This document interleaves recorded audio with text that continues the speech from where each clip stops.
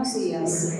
La Biblioteca Nacional Pedro Enrique Sureña se complace en darles la bienvenida a todos los presentes en esta sala Aida Cartagena por Calatrava y también a todas las personas que se han unido a través de las plataformas digitales para disfrutar del panel que hemos preparado el día de hoy, el cual hemos titulado Diversidad en el pensamiento de Pedro Enrique Sureña.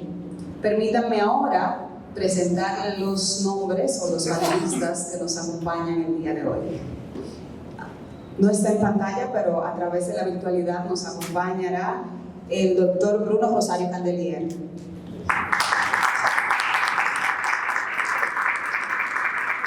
Bueno, ya sí está. Ahora aquí al frente tenemos a Federico Enríquez Grateró, José Guerrero, Miguel de Mena, y ellos están siendo acompañados por el moderador José Miguel Soto Jiménez. En ellos queremos agradecer la presencia de los invitados especiales, de los directivos de la Biblioteca Nacional, de los señores de la prensa, de los amigos a nivel general que nos acompañan, quienes nos honran con su presencia en esta mañana. El pasado 29 de junio celebramos el 137 aniversario del natalicio de nuestro Pedro Enrique Sureña. Desde ese momento, la Biblioteca Nacional ha estado trabajando en colaboración con la Universidad Pedro Enrique Sureña para traerle este importante panel. Así que considero oportuno, de justicia, agradecer y destacar la presencia del director de la Biblioteca Nacional, el escritor Rafael Peralta Romero.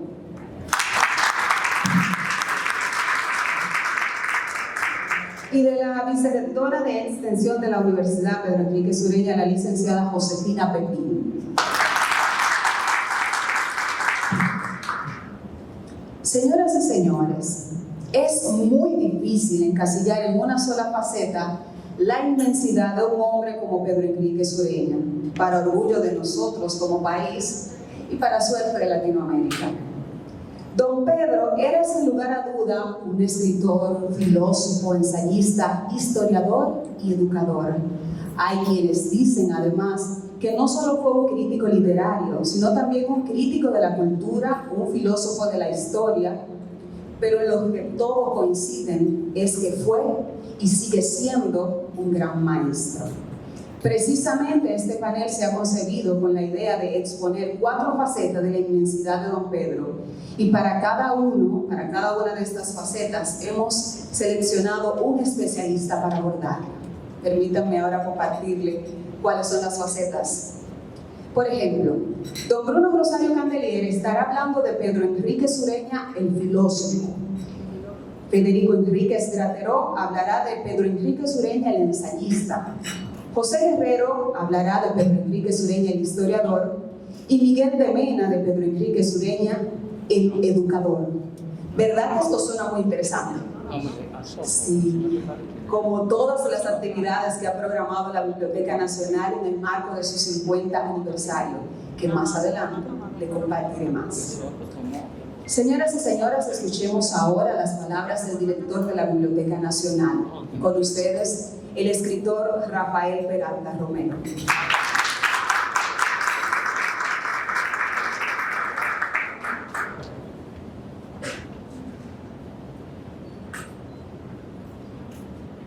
Buenos días, bienvenidos son todos a la Biblioteca Nacional.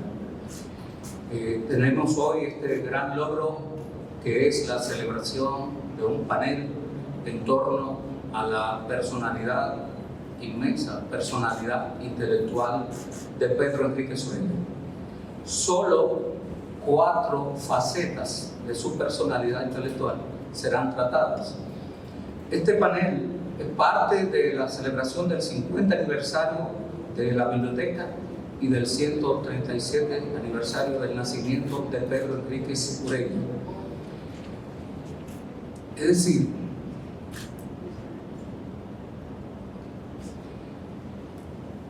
esta idea, porque eso es lo bueno de contar con buenos amigos que además saben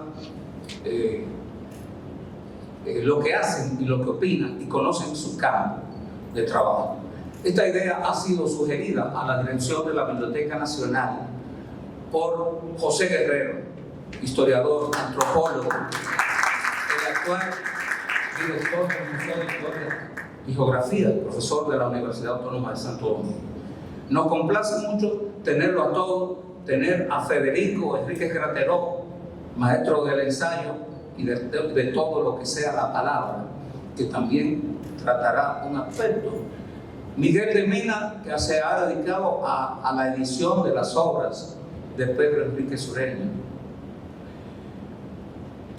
Y José, que ya dijimos, que tratará la vertiente quizás menos conocida de Pedro Enrique Sureña como historiador. Pero faltan más, el maestro, incluso el creador literario, porque está bien, su obra de ficción, poesía, cuento, no es lo mejor de él, pero también está. Y el historiador y poeta José Miguel Soto Jiménez, que nos honra con moderar este panel. Este panel se hace en contribución, en hermanamiento, porque en fin, la Biblioteca Nacional Pedro Enrique Sureña y la Universidad Nacional Pedro Enrique Sureña se están descubriendo mutuamente y nos estamos hermanando en torno a la figura de Pedro Enrique Sureña. Quiero reiterar mi saludo, mi agradecimiento a todos y saludar, me permiten, particularmente a la primera persona que va a recibir el Premio Biblioteca Nacional de Literatura Infantil, que se encuentra en la sala, que no la veo, que es Lucía Amelia Cabral. Reciba su saludo de pie.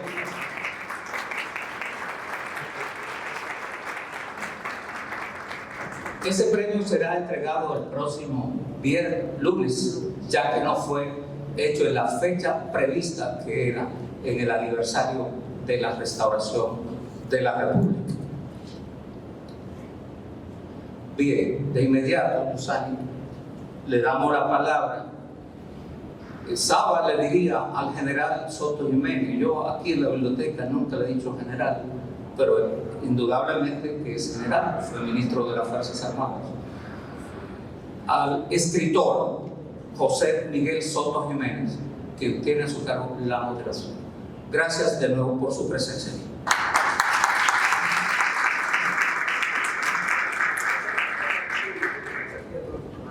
Muy buenos días a todos. Un saludo muy dominicanista para todos los aquí presentes. Y precisamente de la dominicanidad vamos a hablar en la persona de don Pedro Enrique Sureña. Porque ustedes saben que entre la calidad literaria y el gusto a veces hay un espacio importante. Yo creo que él reúne, en mi caso, y me satisface en las dos vertientes, pero sobre todo en el papel mismo de la dominicanidad. No solamente porque parte de su obra es sobre eso, sobre la cultura dominicana, aparte de que fue un gran internacionalista, pero para mí, vuelvo y repito, es uno de los talentos, una de las cumbres del pensamiento dominicano, sin lugar a dudas. Entonces me satisface mucho y quiero darle las gracias al personal de la Biblioteca Nacional, a su señor director, por la deferencia de la invitación, que yo creo que siempre tiene, como decía un personaje cómico por ahí, Cocorica, porque me nombra como moderador, y aunque él me tiene visualizado como escritor y colaborador de esta biblioteca, pero también aparece ahí la sombra del guardia. Ustedes saben que el guardia, cuando uno la hace la entrada, la hace la salida. Entonces, en este caso, yo quiero partir del hecho de que, bueno, moderar el talento, señores, es una cosa sumamente difícil y engorrosa. Y una de las particularidades que yo quiero decir de este panel, que celebro con mucho gusto, y yo pienso que debe ser un sinnúmero de paneles, por la complejidad del pensamiento y de la obra de don Pedro Enríquez Ureña. De todas maneras, me ha tocado a mí esa difícil tarea, sobre todo porque quiero hacerles partícipe a ustedes que esto es realmente, por sus integrantes, un plato fuerte. Es un plato fuerte, pero realmente interesante. Y modelar el talento, ya repito, que es difícil. Pero en este caso, entonces, tenemos reglas claras, que yo quiero explicitárselas a ustedes. La primera es, ahí me salió el guardia, la primera es el uso del tiempo de los panelistas. No debe exceder los 15 minutos.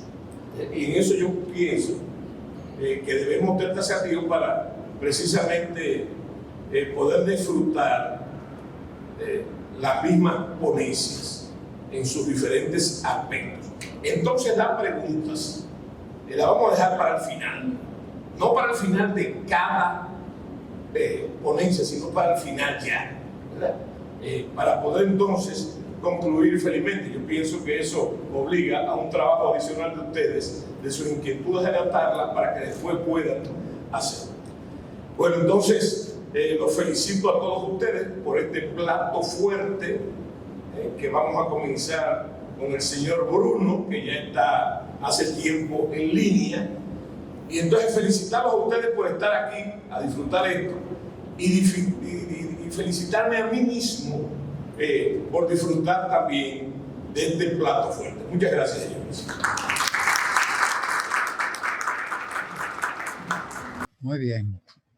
Pues me da mucho gusto participar en este panel sobre Pedro Enríquez Ureña y desde luego quiero felicitar al director de la Biblioteca Nacional, Pedro Enríquez Ureña, por esta convocatoria y además por las demás actividades que bajo su inspiración se han estado ejecutando y otras que se piensan realizar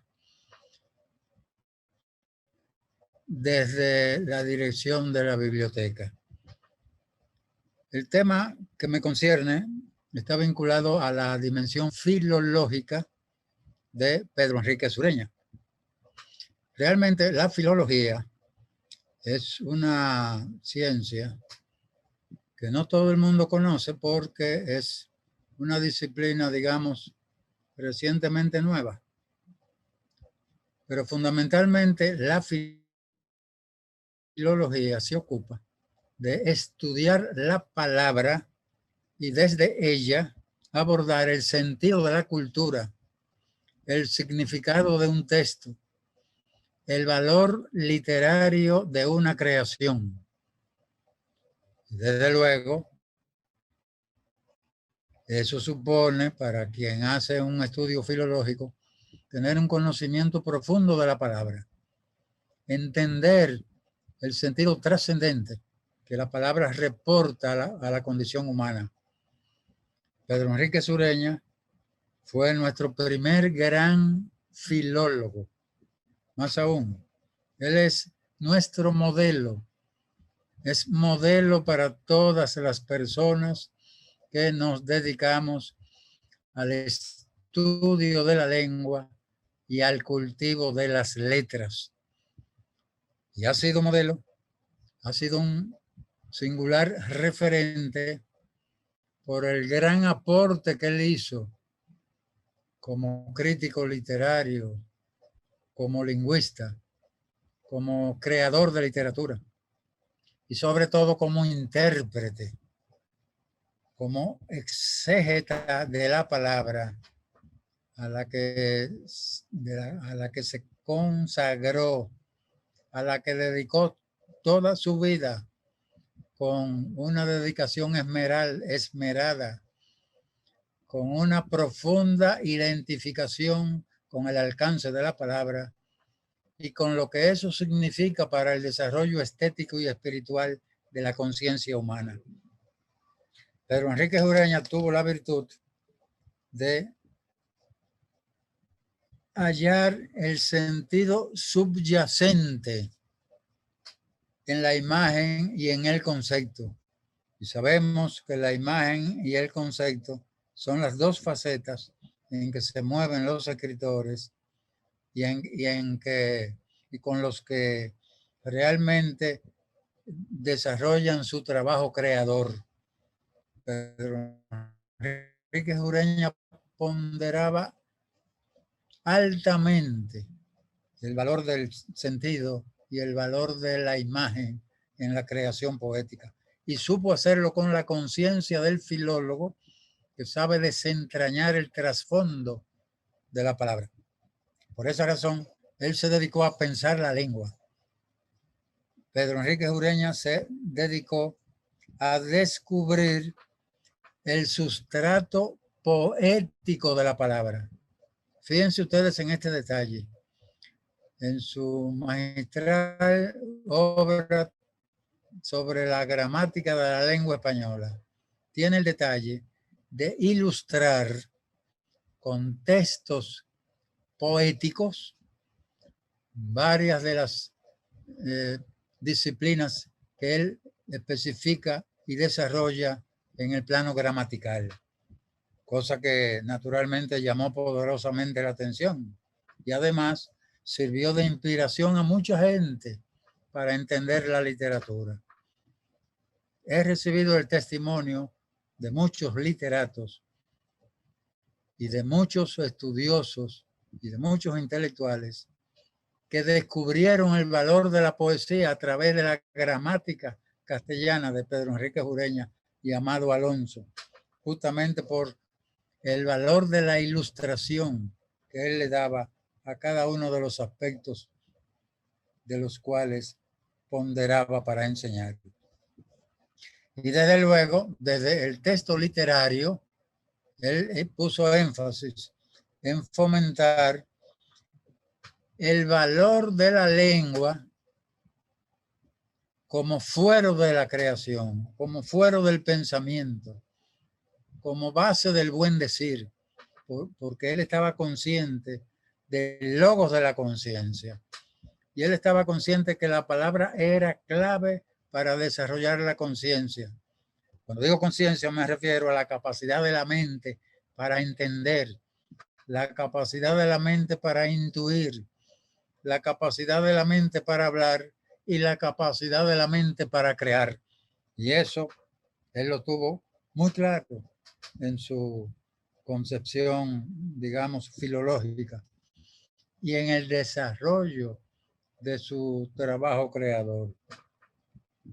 En ese sentido, quiero subrayar 3 aspectos fundamentales para la comprensión de la labor filológica que desarrolló Pedro Enríquez Ureña en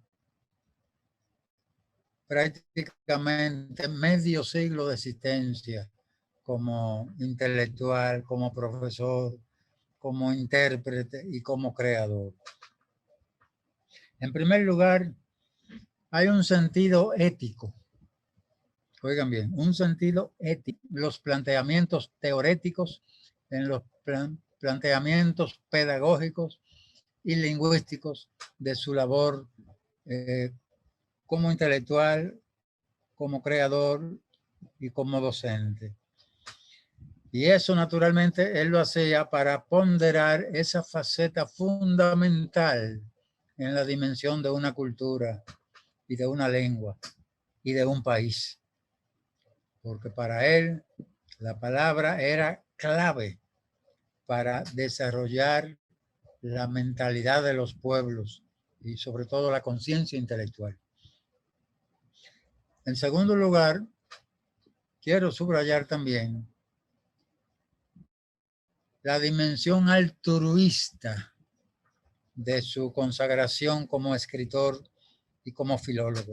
Es decir, él se había preparado, él había estudiado la lengua y la literatura y justamente lo había hecho con una alta disciplina y con una plena dedicación para contribuir al desarrollo de los demás.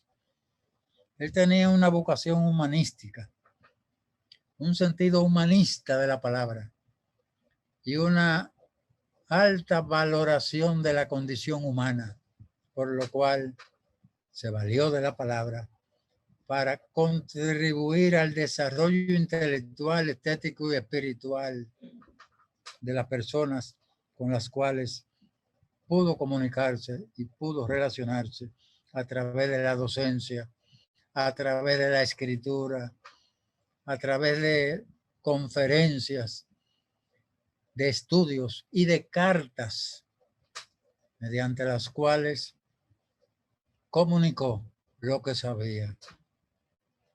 Los que lo conocieron llegaron a decir que él tenía una generosidad con sus conocimientos.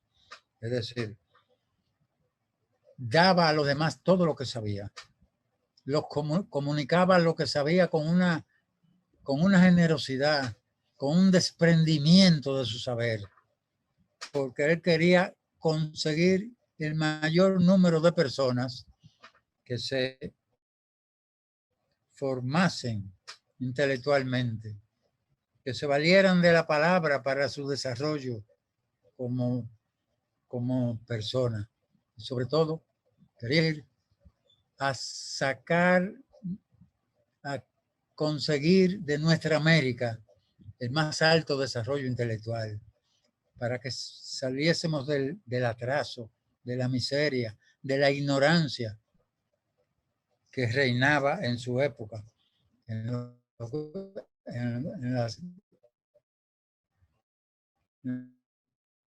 los grandes sectores. Y en tercer lugar, fue muy importante en su visión del mundo, en su cosmovisión espiritual y en su visión filológica,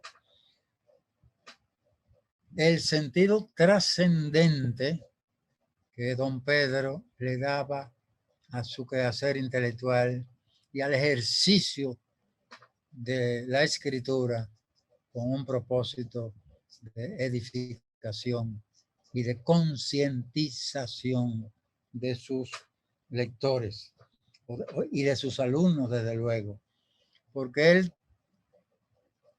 sintió la necesidad de orientar, él sintió la necesidad de iluminar la conciencia y lo hizo con esa identificación espiritual, con esa identificación emocional que desde la palabra, porque fíjense ustedes que él era filólogo y todo lo hacía desde la palabra. Y lo que quería conseguir era que los hablantes valorásemos la palabra y desde el cultivo de la palabra desarrollásemos nuestro talento, nuestras inclinaciones intelectuales, morales, estéticas y espirituales, para lo cual naturalmente él se formó en los Estados Unidos, se formó en España y plasmó sus conocimientos, diferentes escenarios, sobre todo en México y en Argentina. Aquí también lo intentó cuando fue superintendente de enseñanza, que era el cargo equivalente al Ministerio de Cultura, al ministro de Educación de la actualidad. Y entonces trató de identificar el propósito esencial de su vocación filológica, que era contribuir al desarrollo intelectual de la conciencia, contribuir al desarrollo espiritual de la sensibilidad profunda de los seres humanos. Y lo hizo mediante la palabra. Lo hizo mediante la creación de la palabra y la exaltación de la palabra, que era su, digamos, su interés primordial como filólogo que se vale de la palabra para enaltecer. Creo que con estos planteamientos que él los desarrolló en unas docenas de libros, y quiero subrayar el hecho de que le puso mucha atención a nuestro país. aunque pasó la mayor parte de su tiempo fuera de nuestro país, siempre estuvo presente en la República Dominicana, porque amaba entrañablemente a su país de origen. Por eso escribió El Español en Santo Domingo. Por eso escribió La cultura y las letras coloniales de nuestro país. Y desde luego, en otros libros, también tuvo presente a nuestros escritores, a nuestra cultura, a nuestra historia, que siempre valoró justamente para contribuir a lo que él fundamentalmente le preocupaba, que era la formación intelectual y estética desde la lengua, desde el trasfondo mismo de la palabra. Fuero, eco y cauce de la honda, de la grandísima sabiduría que adquirió en virtud de su luminosa vocación intelectual.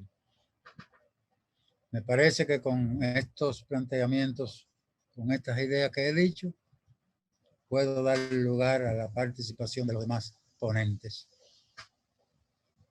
Y si hay la posibilidad de que quieran hacerme alguna pregunta, pues con gusto la respondería si sé responder. Vamos a pedir otro fuerte aplauso para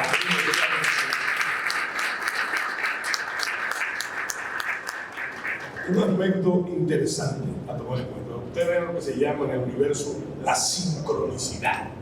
Otros lo llaman de otra forma. Don Bruno menciona un aspecto poco estudiado y conocido de don Pedro Enrique Ureña, que es, voy a llamarle su interpeso, teniendo en cuenta la dictadura, como superintendente de enseñanza, que es lo que hoy es ministro de Educación y fue antes secretario de Educación. Pero la sincronicidad es cosa que me causa mucho placer. Es la invitación, por la invitación que defiero con mucho gusto, vuelvo y repito, porque dentro de esa sincronicidad, mi abuelo, el profesor Miguel Ángel Jiménez, fue el asistente de don Pedro Enrique Ureña durante fue su superintendente de enseñanza. Yo creo que era imposible que convivieran en ese ambiente, que a nosotros nos da trabajo comprenderlo hoy por las libertades democráticas, que sobreviviera ningún tipo de relación entre don Pedro Enrique Ureña, un humanista en todo el sentido de la palabra, y Rafael Leonidas Trujillo, pero también está ligado con esta biblioteca, que tiene el nombre de don Pedro Enrique Ureña. Pero yo siempre, y me fascina el hecho casi metahistórico, que aquí está la Biblioteca Nacional, don Pedro Enrique Ureña, porque está construida exactamente donde estaba la casa de Rafael Leonidas Trujillo Molina. Entonces, fíjense la paradoja. Qué interesante paradoja.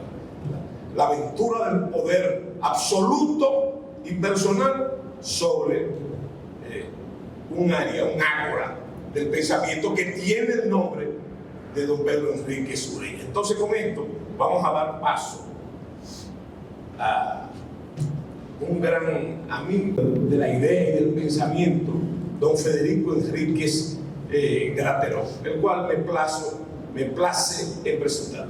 Adelante, Federico. Gracias.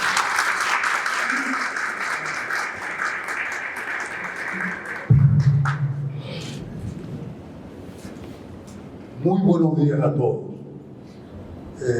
En primer lugar, quiero dar las gracias al director de la biblioteca, Rafael Peralta Romero, por invitarme a este acto en memoria de Pedro Enrique Ureña.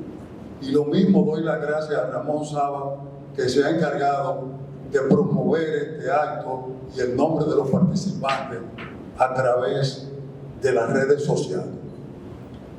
Creo que lo primero que debo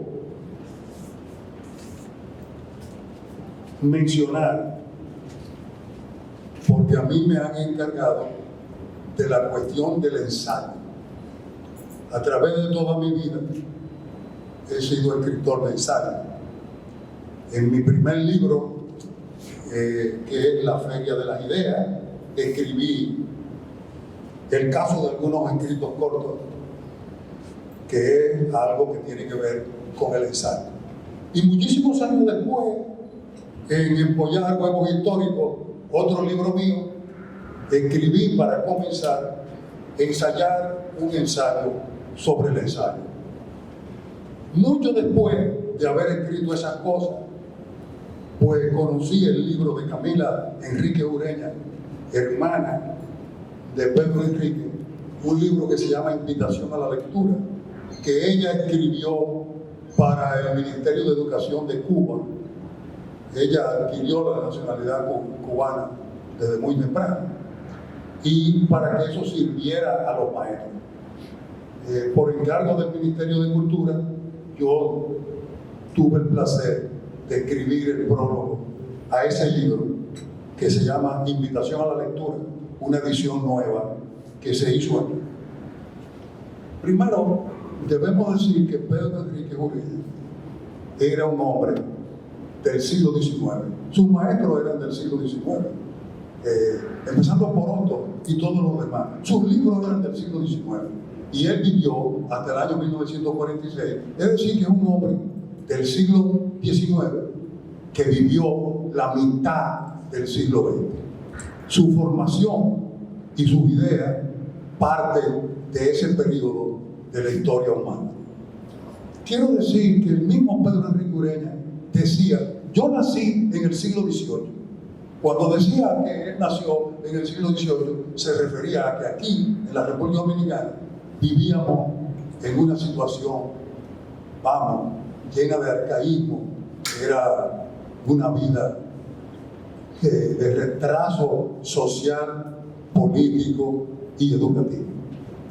Bien, pero la cuestión del ensayo parte del siglo XVI. El creador del ensayo es, como todos ustedes saben, Michel de Montaigne. Michel de Montaigne, que llegó a ser alcalde de Burdeos, bueno, le dio el carácter a un género que no existía. Un género que no parece un género porque puede ser conectado con la poesía, conectado con la historia, conectado con el interés personal, con el testimonio íntimo, el ensayo personal. Y eso quedó grabado para siempre en el ensayo de Montaigne. Montaigne nació en el siglo XVI y murió en el siglo XVI. Quiere decir que acerca del ensayo se puede decir que ha habido alguna evolución desde el siglo XVI acá. Digamos que el ensayo académico. Yo no quiero referirme a los grandes ensayos de Pedro Enrique Ureña como 6 ensayos en busca de nuestra expresión, que tal vez que son importantes y valiosos y que los leí con muchísimo cuidado, y podríamos hablar, pero entonces de eso, pero entonces serían más de 15 minutos. Yo creo que el título, no estoy seguro de ello, pero me parece que los editores le sugirieron el título porque en ese momento estaban de moda esos títulos así, como en la célebre obra teatral de Pirandello, 6 personajes en busca del autor. Entonces, 6 ensayos en busca de nuestra expresión. Claro, ahí hay el valor creativo de buscar a la expresión americana unas particularidades. También él escribió muchas cosas académicas, como las tablas de la literatura. Yo quiero decir que Pedro Enrique Ureña, hablar de él es una cosa que es, como se dice, el cuento de nunca acabar. Pero yo me voy a referir a 2 trocitos de Pedro Enrique Ureña que tienen una enorme importancia. Yo considero que el ensayo moderno, el ensayo actual, tiene dos características principales.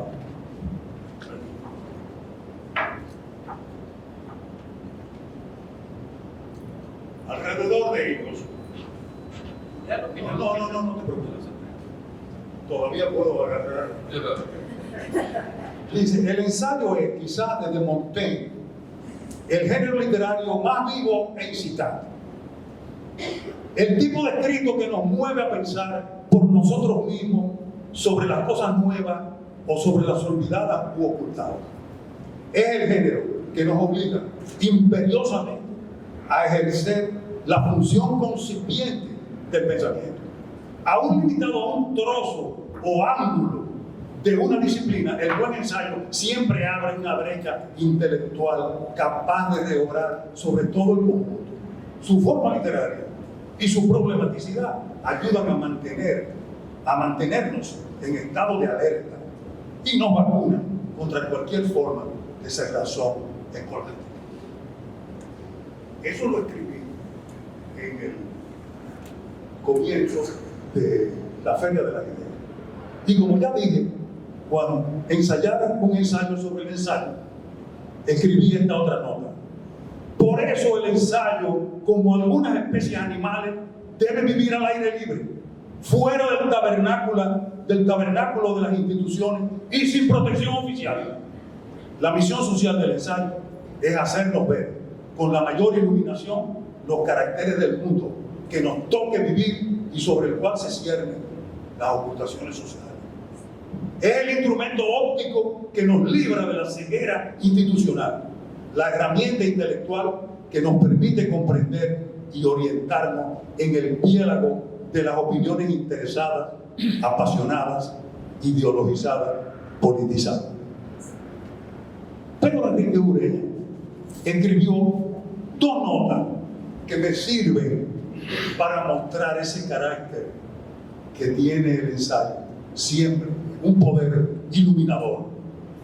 Iba a decir encuerador, pero no quiero faltarle al respeto a nadie. El ideal de la civilización no es la unificación completa de todos los hombres y todos los países, sino la conservación de todas las diferencias dentro de una armonía. Es una frase de Pedro Enrique Ureña, que ahora con el asunto de la globalización y que desaparezcan todas las fronteras, que todos los países sean iguales, que todos entren en un esquema general que se parezca por ejemplo, a la Unión Europea, que a pesar de todo, la diferencia entre franceses, ingleses y alemanes se mantiene por encima de todas las cosas. Es decir, que ese carácter internacionalista, esa idea de que no haya fronteras, parece que Pedro Enrique Ureña consideraba que era lo mejor como ideal de la civilización, era la conservación de todas las diferencias dentro de una armonía. Eso es algo que es actualmente contra las creencias establecidas. Otra frase de Pedro Enrique Ureña es: sigo impenitente en la arcaica creencia de que la cultura salva a los pueblos. En el frontispicio del Ministerio de Cultura había un letrero que decía: la cultura salva a los pueblos.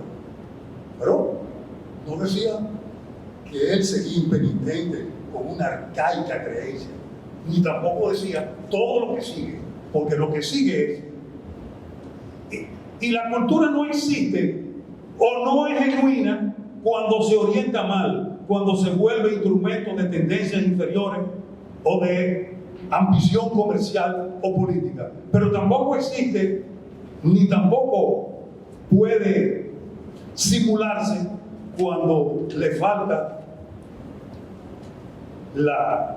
el esfuerzo de la instrucción.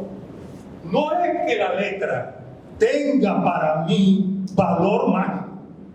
La letra es solo un signo de que el hombre está en camino de aprender que hay formas de vida superiores que la suya y medio de alcanzar.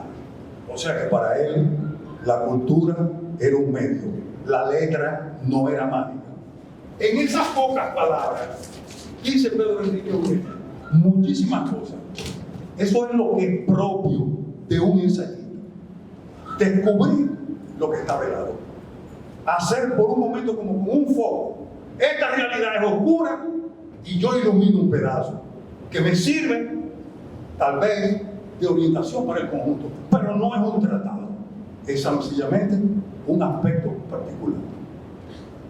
Hoy, ahora se te necesita para abrir esto. Yo recibo una nota de un amigo que me habla sobre el efecto Flynn o Flying.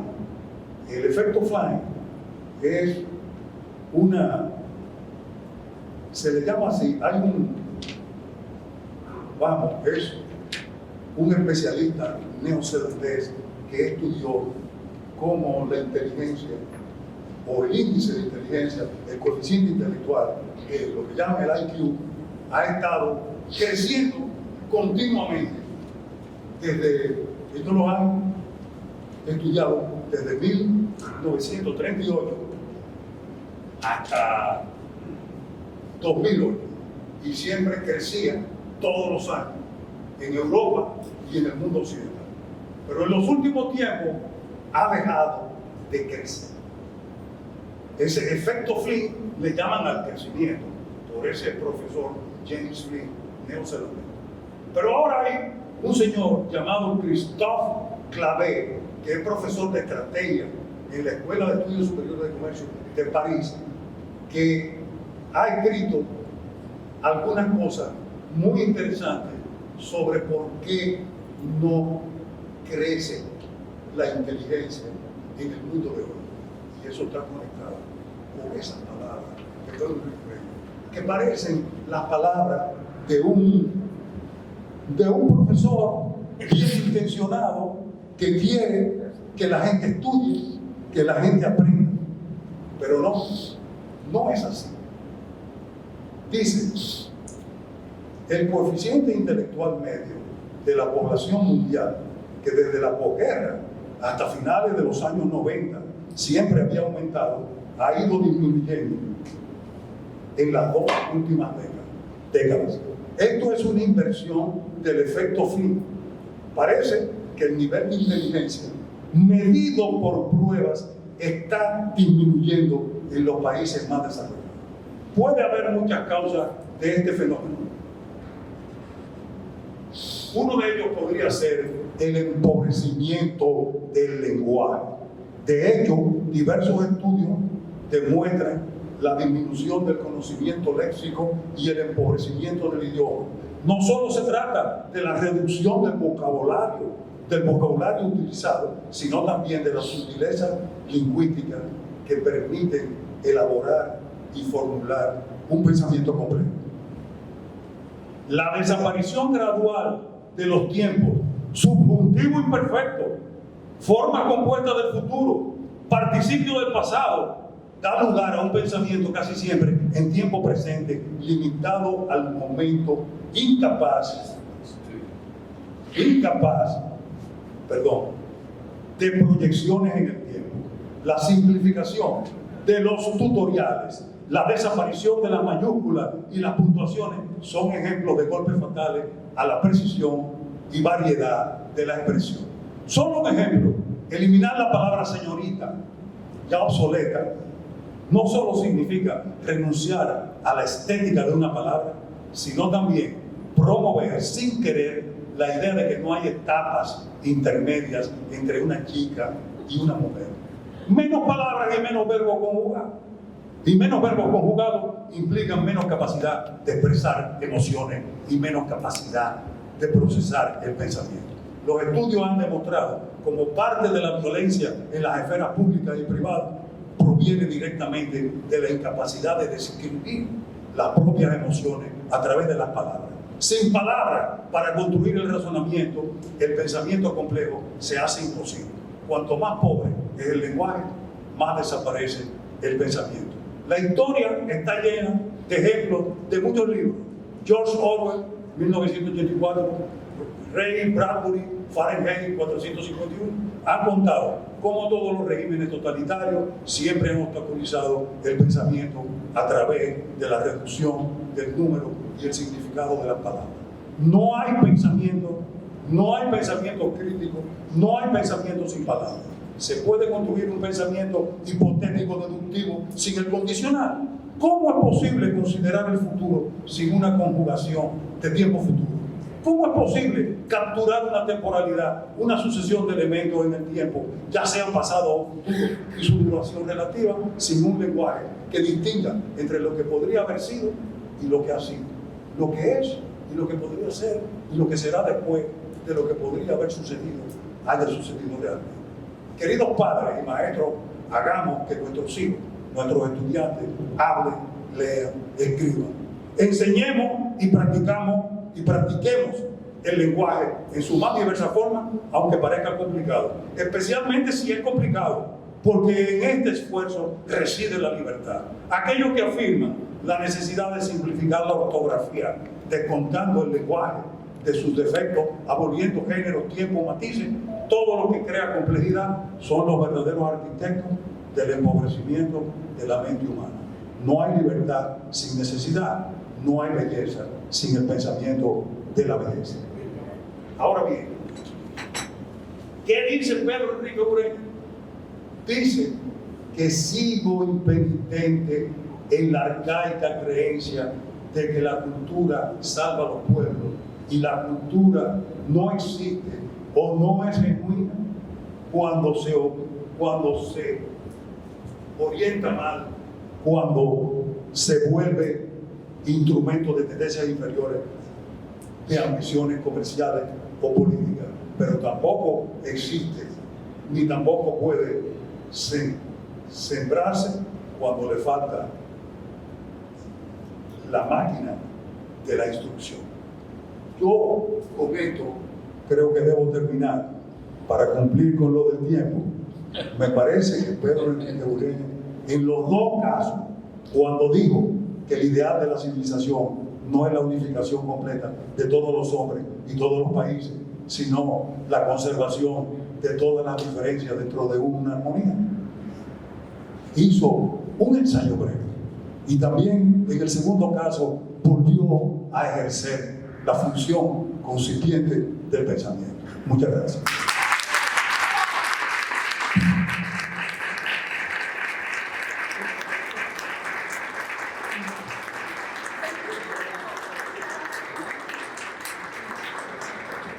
Pero ya ven ustedes, brillante como siempre, Federico. Yo creo que de forma sincrética y sintética, él ha logrado, mediante su visión del ensayo, dar una perspectiva interesante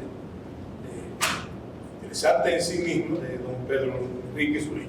Decir, como comentario al margen, que don Federico, lo digo ahora, es pariente del personaje que estamos hoy homenajeando. O sea que un aplauso por ello, por favor. Entonces vamos a tener ahora, vamos a dar paso al señor Guerrero, que va a hacer un enfoque muy interesante también de los 4 aspectos que hemos mencionado, que mencionó el señor director, sobre la vida y la obra de don Pedro Enrique Ureña. Un aplauso, por favor.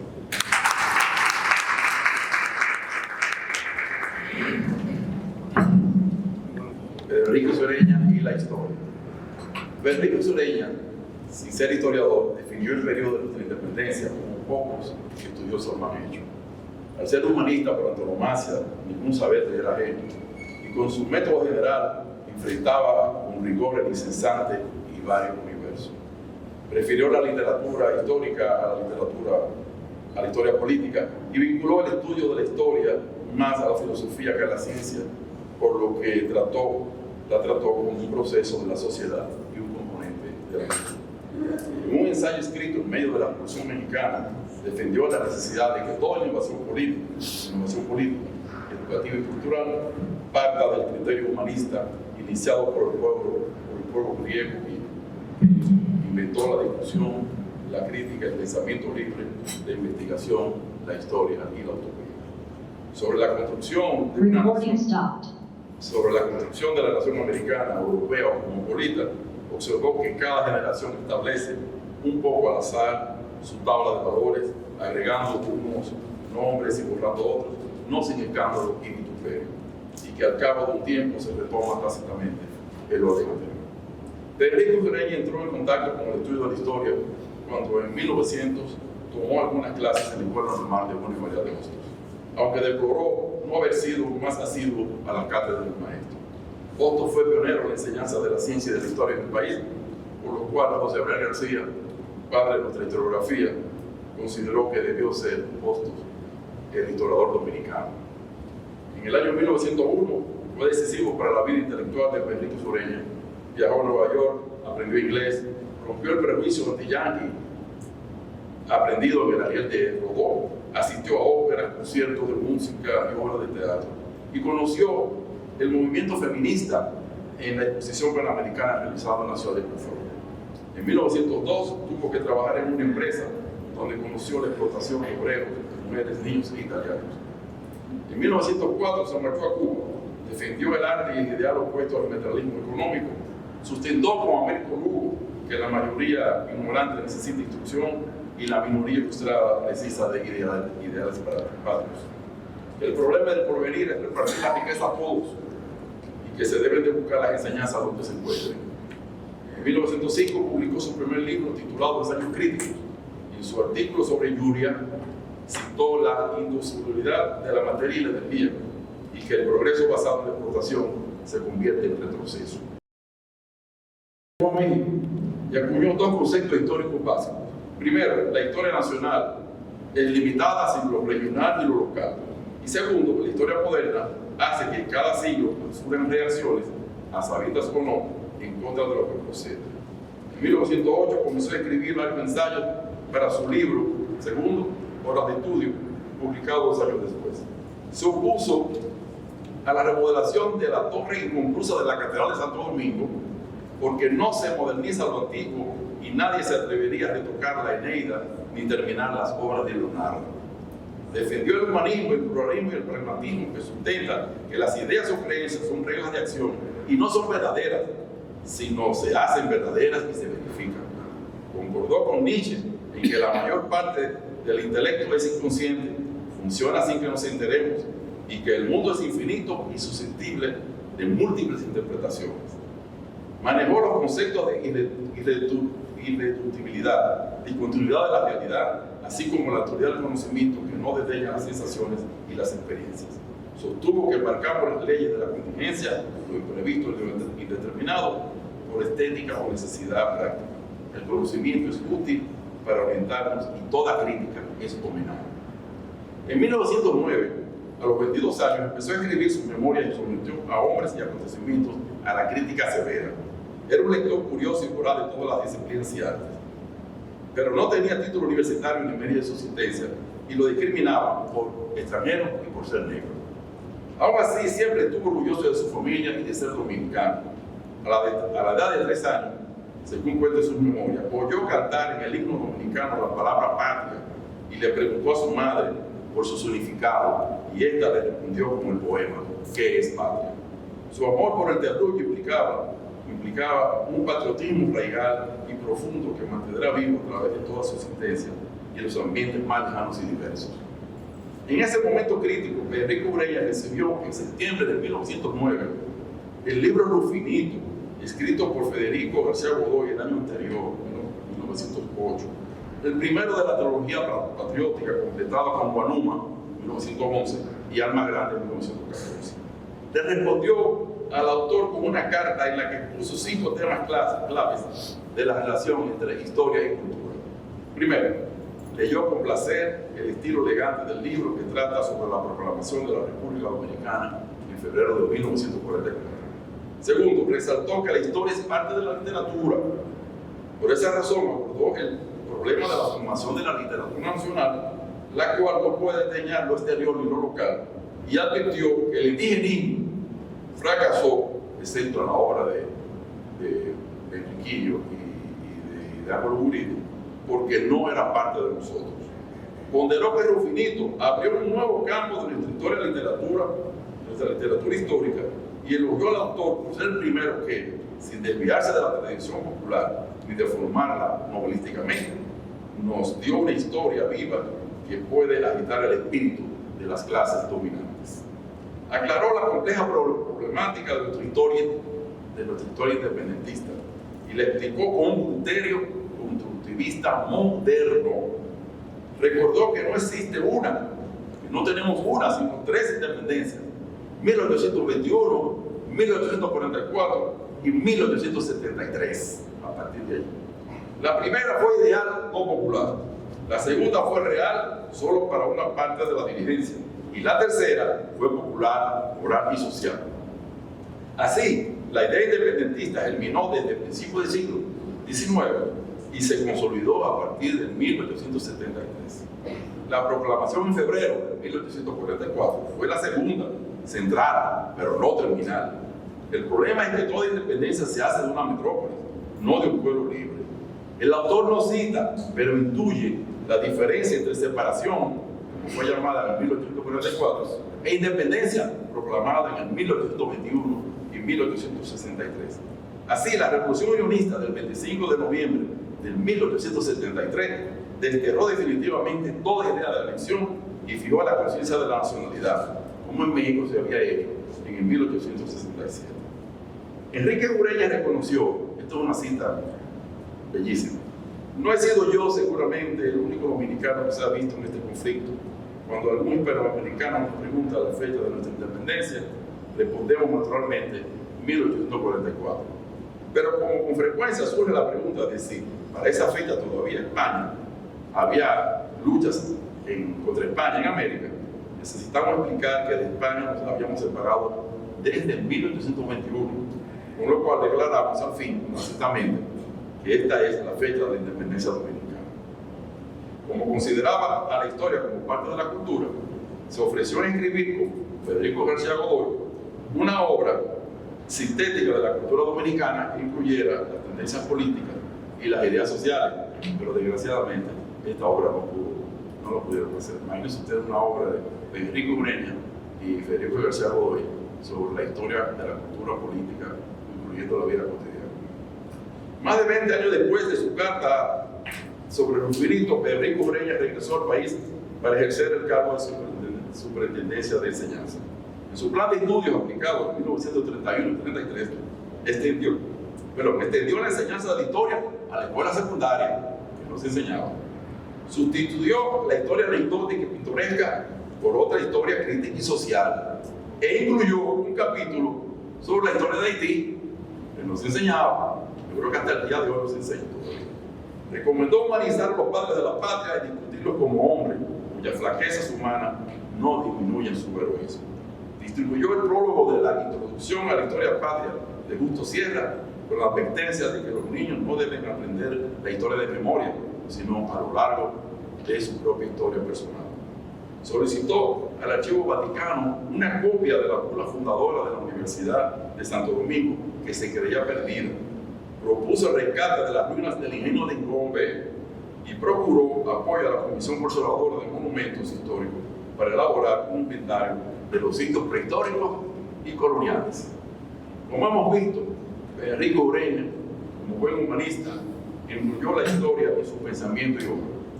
Bien lo dijo Feria de Nolasco: estudiar su vasta y generosa labor, comprenderlo y continuar con sus ideales, es el tributo más digno a su memoria, superior a las lágrimas, a las alabanzas y a los monumentos. Muchas gracias.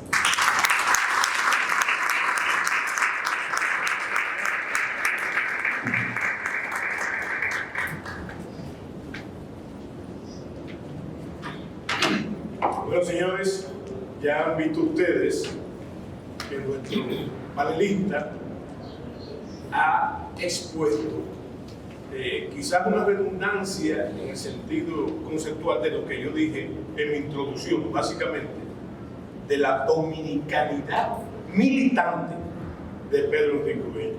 Hay gente en el ambiente intelectual que, ponderando a su madre, la poetisa Salomé Ureña de Enrique, y sí, su obra, muy importante en lo que fue el romanticismo dominicano, bromean con el hecho de que realmente la obra más importante de Salomé, el poema más importante, fue Pedro Enríquez Ureña. Y en ese sentido, entonces, resaltar los valores dominicanistas de don Pedro Enríquez Ureña. Fue dominicano siempre y en toda circunstancia. Además de ser americanista y además, entonces, de llevar su obra y su trabajo intelectual a varios países como Cuba, donde vivió en Argentina, vivió en París, y también, señores, muy importante, en México y además en los Estados Unidos. Recalcar dentro de esa línea del pensamiento dominicanista de don Pedro Enríquez Ureña, que Federico Enríquez dijo que era un hombre, y él mismo se sentía así, del siglo XIX. Y fíjense la observación que él mismo hace sobre el proceso conceptual de la independencia dominicana.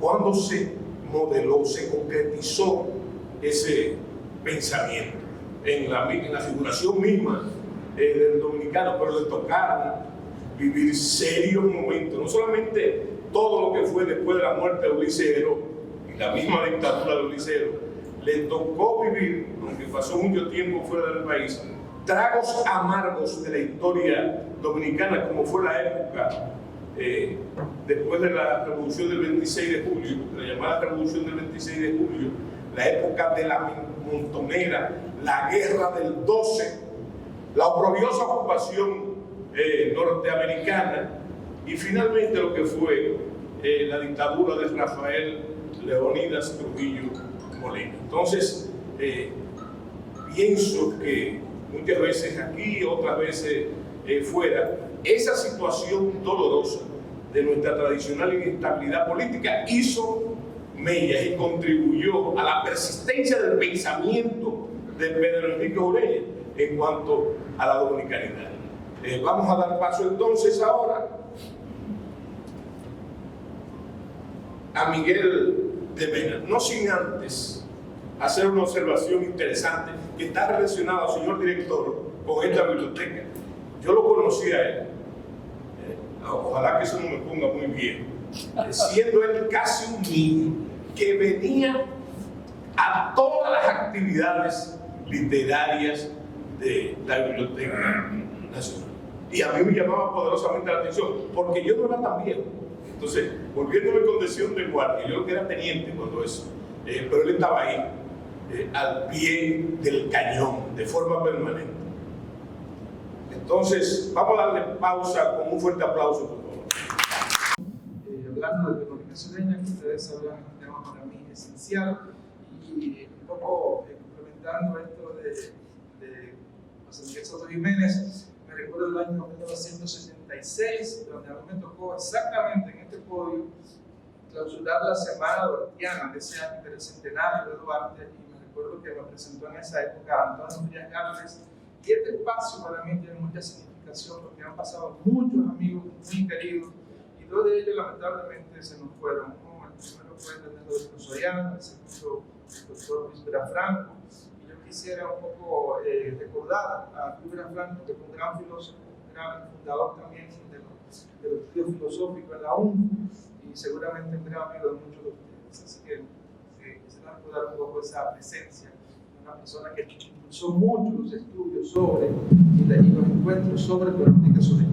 Y ya que estamos hablando de Pedro, me toca enfocar el aspecto pedagógico de él. Quisiera señalar algo muy significativo, y es que Pedro hizo del aula, hizo un jardín, hizo un principio de amistad, hizo un espacio que lo acompañó durante toda su vida.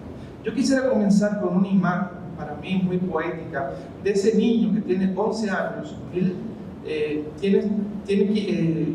tiene 10 años, 1894, el padre acaba de llegar desde París, donde ha estudiado varios años medicina, y ese niño, por una serie de circunstancias, es casi arrastrado a vivir desde sus 10 años hasta sus 16 años entre Santo Domingo y Cabo Haitiano. La casa de Acahuetiano él la define como un pueblo. Era un casón grandísimo donde su padre tenía su práctica médica, su consultorio.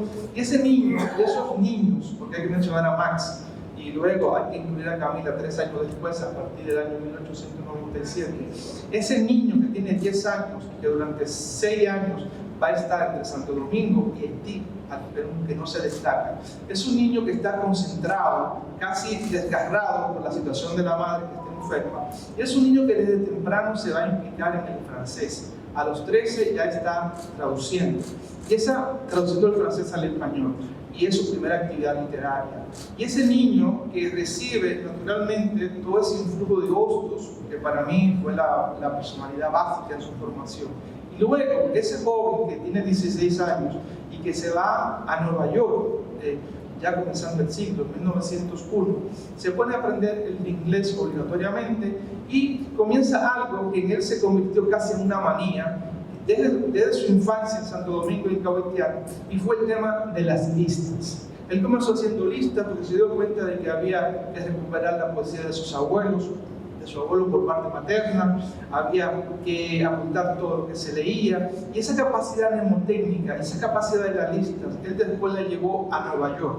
En el Colegio de México, donde están sus documentos, uno puede ver todo el listado de todas las óperas, todos los conciertos. Yo conté más de 100 conciertos a los que él asistió y él apuntaba muy puntualmente lo que era el director, lo que era lo que veía.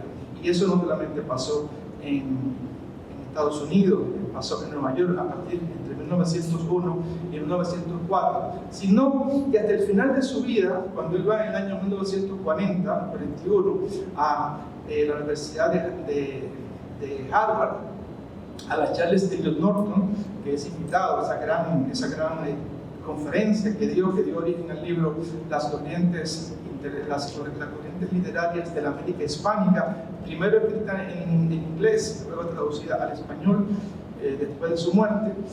Ya en esa fecha, él inclusive, esa obsesión por el listado y por descubrir esas capacidades, lo llevó a hacer un listado de los estudiantes.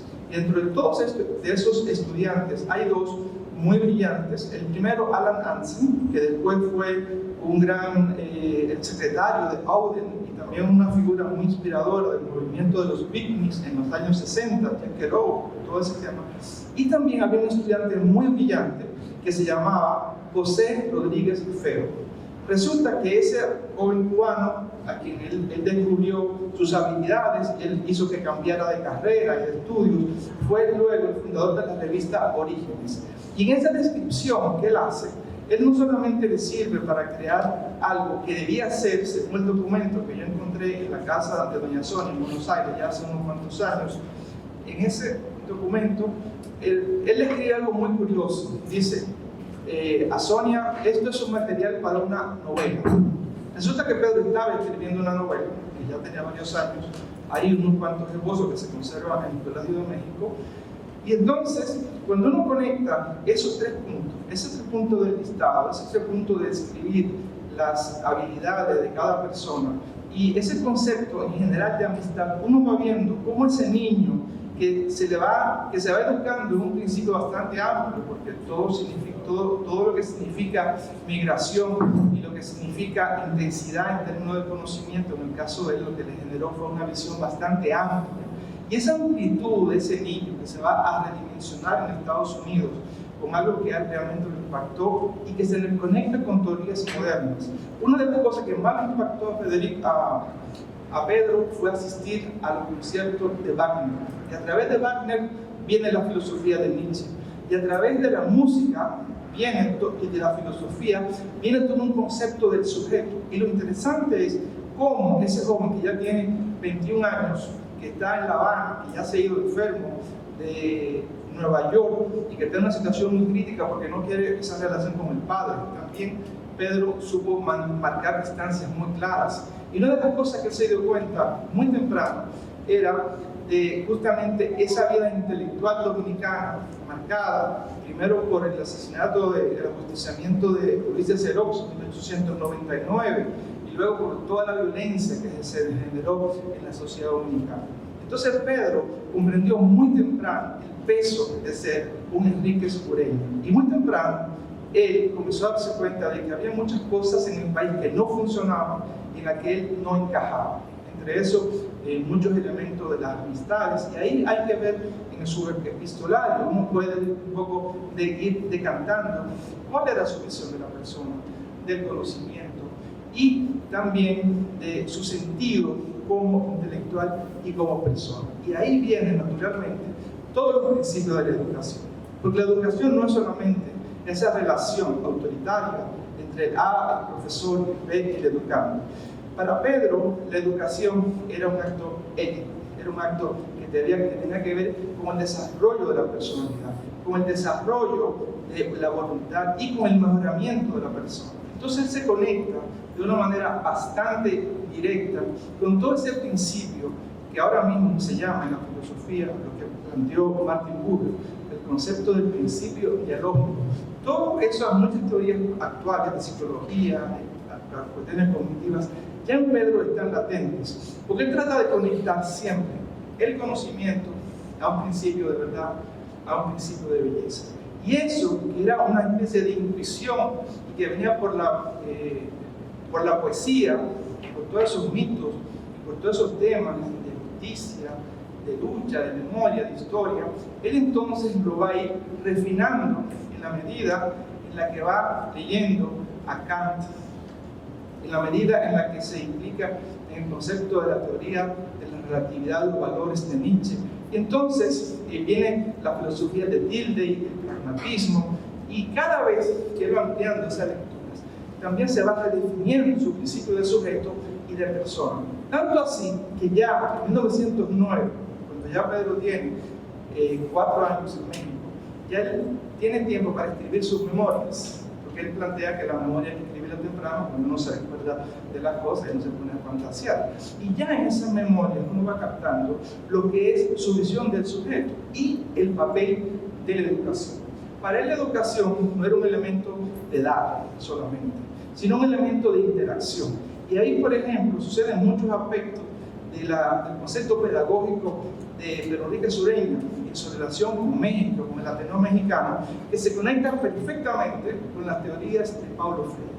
El concepto de la pedagogía del oprimido, el concepto de educar para liberar, y un concepto de Paulo Freire muy importante en los años 60, y es algo que yo particularmente trato de aplicar cuando doy clases, el concepto de que uno como profesor, uno enseña, uno comparte algunas ideas, y lo básico que se puede generar en términos del conocimiento se da en función del diálogo. Eso, por ejemplo, de preparar una clase con todos los puntos, a mí como profesor no me resulta. Yo necesito ver un poco, qué sé yo, hasta el nivel de bostezo, de cansancio, el lenguaje corporal. Son cosas que uno puede un poco definir. Y en esa medida uno crea una especie de confianza. Porque al final, yo me he dado cuenta, se lo digo por mi experiencia de migrante en Alemania en el año 90, de que básicamente mis estudiantes al final, el deseo es que se conviertan en amigos, en personas con las que uno tenga una relación más allá del aula, porque en definitiva uno pasa un tiempo, y un tiempo que por el carácter emocional que una vez implica, no solamente intelectual, es un tiempo que debería un poco generar más allá del aula. Y este más allá del aula es justamente lo que está en el principio de Pedro Enríquez Ureña. Y por eso, cuando llega a México, lo primero que él hace es decir, ver cuáles son los jóvenes que se interesan por la literatura, por la filosofía, y lo primero que hace es poner temas. Dice, hay que leer a los griegos, hay que leer a Platón. Y entonces él comienza inclusive a escribir una obra de teatro que se llama El nacimiento de Dionisos. Y esa vuelta a los griegos fue muy importante, porque también está conectado con un conocimiento, con una serie de autores que en México no se trabajaban y que fueron muy importantes para el pensamiento. Entre ellos uno, el más importante, Walter Pater. Yo prefiero pronunciarlo Pater, para ser un poco más latín, pero bueno, se debe pronunciar Walter Pater.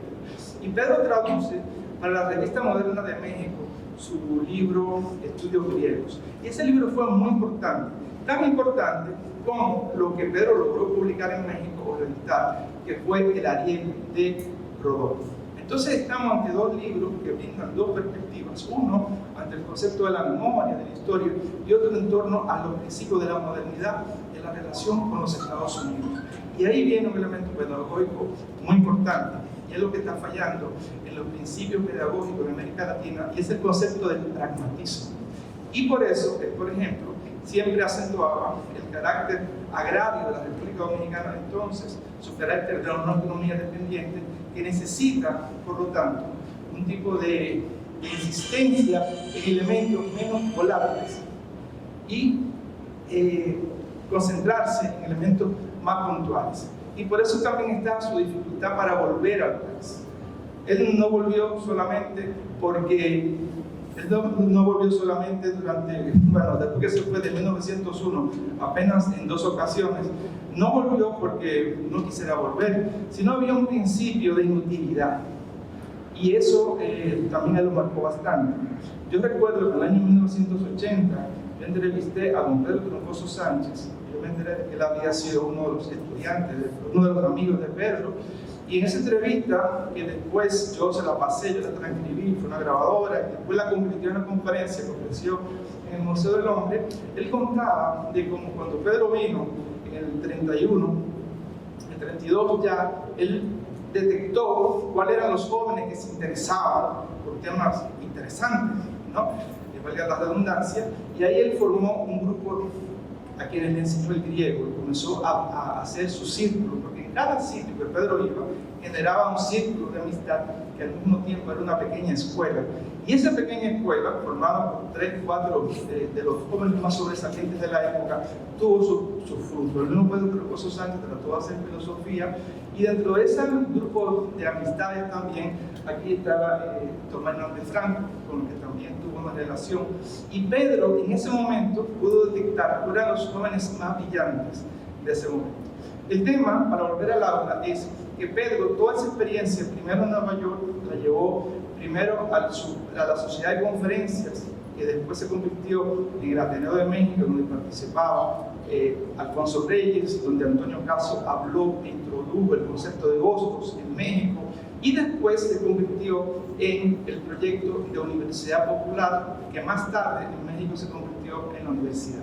La tesis de Pedro, de Derecho, 1914, trata de la universidad, y fue un tema muy conflictivo en ese momento, porque la universidad en México, por los estudios de preparatoria, de escuela preparatoria, estaban muy mediados por el gobierno central, que era quien definía las actividades de cada institución. Entonces a Pedro, en cierta medida, ese concepto actual de la UNAM le debe mucho a su trabajo intelectual y a su insistencia. Pedro también trabajó en la escuela obrera, y también siguió siempre viendo los modelos educativos que se implantaban en Estados Unidos. Él, por ejemplo, planteaba que la educación en América Latina tenía un concepto más enciclopedista, pero que también debía implicar ese aspecto más particular en términos de permitirle más tiempo al estudiante como el profesor. Y es algo que él puntualmente fue estudiando durante más de 20 años en su epistolario con un gran joven, con un gran intelectual cubano que se llamó Félix Lizazo. Yo estoy editando el epistolario entre ellos dos, y ahí uno puede ver cómo Pedro le insiste en que vaya a dar clases a una universidad en Nueva York. Él ni siquiera siendo bachiller, pero le dice: no, Félix, tiene que graduarte bachiller, por lo menos. Y entonces ahí él va tratando todo el concepto de la educación de Estados Unidos y cómo nosotros podemos aprovechar algunos de sus planos. Entonces él va detectando fallas por aquí y por allá. En México trabajan básicamente en ese momento, en la primera etapa. En la segunda etapa, ya en el año 21, cuando Vasconcelos lo llama, en la escuela de verano. Y esa escuela de verano lo que hacía en México era traer estudiantes de Estados Unidos, era una forma económica de que la universidad funcionara en el verano, con un público internacional, y a Pedro lo llama Vasconcelos, porque Pedro debía difundir lo que eran los avances de la Revolución Mexicana en los Estados Unidos. Y el prestigio de Pedro era tan grande que estaba en Minnesota con un sueldo muy bueno, muchas posibilidades de ascensión económicamente, y sin embargo dejó eso atrás y se fue a México. Y en México, a partir del año 21, es muy curiosa la relación y todo eso que está pasando en México de Vasconcelos, porque hay dos personas muy interesantes. primero es Manuel Florentino Cestero, un dominicano lamentablemente muy olvidado por nosotros, para mí uno de los grandes ensayistas que también participó de esa experiencia, y también Gabriela Mistral. Gabriela Mistral se encargaba del área de la educación en relación al proyecto de alfabetización y el trabajo con los indígenas, que era algo muy sensible, porque en México los niveles de no reconocimiento de las lenguas indígenas, no había un inventario, etc. Eso implicaba también prestarle atención a ese sector tan sensible de la población. Entonces Pedro se encargó de la parte de los estudios de humanística, de la parte de la escuela de verano, y eso dio su fruto. Naturalmente generó un conflicto en la medida en la que Vasconcelos tenía muchas pretensiones presidenciales, y eso, bueno, el dominicano al final era como un elemento molesto. Y sin embargo, después de la ruptura, se va a la Argentina, y en la Argentina toda esa experiencia mexicana él la fue potenciando. Y lo último, porque realmente es demasiado extenso el tema de Pedro de la educación, quería resaltar un detalle muy curioso, y es que en Estados Unidos había una propuesta que se titulaba el bachillerato de los 100 libros. Era una propuesta de que el estudiante en esos 6 años pudiese leer 100 libros, y eso fue un proyecto que a él le interesó, habló sobre eso en Buenos Aires, y lo interesante es cómo para Pedro la educación debe integrar todas las artes. En la educación debía integrarse, en este caso, todas las disciplinas, y no solamente enseñarle a solfear a los estudiantes, sino también enseñarle los instrumentos musicales. Y él descubrió también detalles muy significativos de lo que estaba pasando en México, y esa experiencia la fue trasladando a otros espacios, en este caso la Argentina, y ahí creó también una sociedad de arte. Entonces, lo que podemos ver es que para Pedro la educación no solamente era un elemento así como de oficio, un trabajo. Y yo quisiera leer un texto de una carta que él escribe a un gran historiador peruano, José de la Riva Huerta, de 1915, donde él creo que se confiesa de una manera muy cristalina. Él dice: mi deber es ir a Santo Domingo. Recuerdo que en La Habana hablamos usted y yo sobre el deber de trabajar por el propio país, y que yo no acabé de explicar mis ideas, mi posición en este punto, y temía parecer como un tibio o un negado. En realidad, yo me atribuyo 2 limitaciones en mi capacidad de servir a mi país. Por una parte, soy un especialista, y no en una rama de la ingeniería o de la agricultura, sino en letras, en ciertas ramas de las letras. Y considero que mi especialidad no le es útil a un país pequeño y pobre como el mío. Por otra parte, no me agrada la acción política como ya se entiende, implicando la posibilidad de la acción guerrera. Para mí la guerra o la revolución solo se justifican una vez de cada 100. Mi acción, pues, tendrá que operar con limitaciones, pero estoy dispuesto a prestarme. Creo que, aunque directamente mi enseñanza tendrá que ser literaria y filosófica, fuera de cátedra, dedicaré la principal necesidad del país, el desarrollo del trabajo y sobre todo de la agricultura. Con esto quisiera agradecerle a ustedes.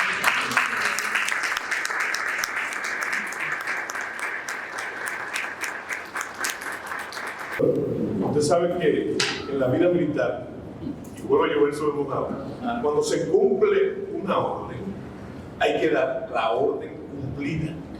Y entonces, cuando se ha cumplido naturalmente satisfactoriamente y en el buen sentido de la palabra. Entonces tenemos aquí que el tiempo se ha cumplido, ¿verdad? Y no por lo de guardia, sino por la sensatez, la mensura y la capacidad de síntesis de los señores panelistas. Entonces, vamos a entrar ahora a un espacio.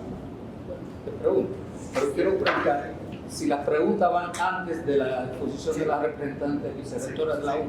Ah, bueno. Sí, Entonces, van primero. Después. Antes. O sea, ahora. Ahora. Sí. Entonces, hemos seleccionado 6 preguntas